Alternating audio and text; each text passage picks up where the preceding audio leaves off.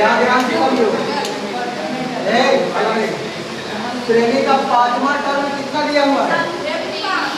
पांचवा टर्म की दिया हुआ है। तो पांचवा को हम ऐसे लिख सकते हैं a 4 4 का पावर कितना, a r r का पावर कितना लिख सकते हैं। और कितना दिया हुआ है? b लिख दीजिए, कोई दिक्कत। उसके बाद आठवां टर्म दिया गया कितना, u दिया गया है। आठवां को a r y का कितना लिख सकते हैं। ग्यारहवां पद है, ग्यारहवां को कितना लिख सकते हैं, a r y का पावर कितना। यहाँ तक तो कोई दिक्कत नहीं होना चाहिए। प्रूव क्या करना है? प्रूव करना है Q का स्क्वायर जो होता है P गुने S के बराबर होता है। नहीं तो Q स्क्वायर है तो Q का वैल्यू कितना है?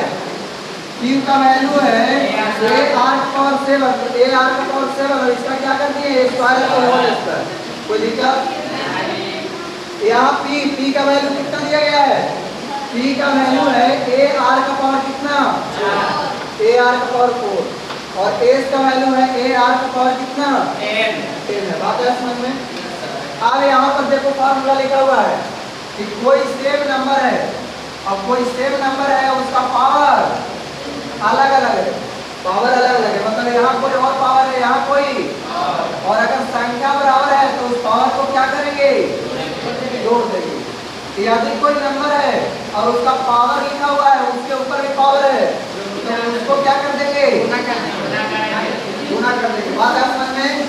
यदि जैसे फॉर एग्जांपल यहाँ 2 है और 2 का पावर 3 है, 2 का पावर और फिर इसका भी पावर कितना कर दिया, तो पावर के ऊपर पावर रहेगा तो पावर के ऊपर पावर रहेगा तो इसको क्या कर देंगे, गुना।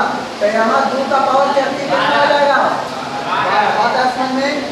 यहाँ 4 का पावर 6 है और 4 का पावर 2 है तो यहाँ दोनों संख्या बराबर है और पावर अलग अलग है तो यहाँ 4 का पावर कितना हो जाएगा, 8 हो जाएगा। क्या हो जाएगा?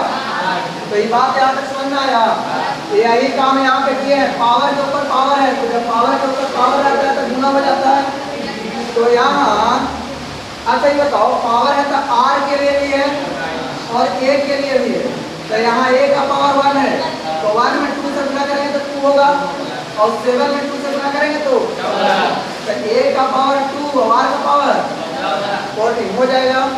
यहाँ देखो नंबर सेम है और पावर अलग अलग है तो इन दोनों को क्या कर देंगे, जोड़ देंगे। तो a का पावर 1 हो यहाँ, 1 हो यहाँ, a का पावर क्या हो गया 2 और r का पावर 10 यहाँ और 4 यहाँ, क्या हो गया। आप बताओ कि दोनों बराबर है कि नहीं आया? बस एक दूसरे बताया समझे।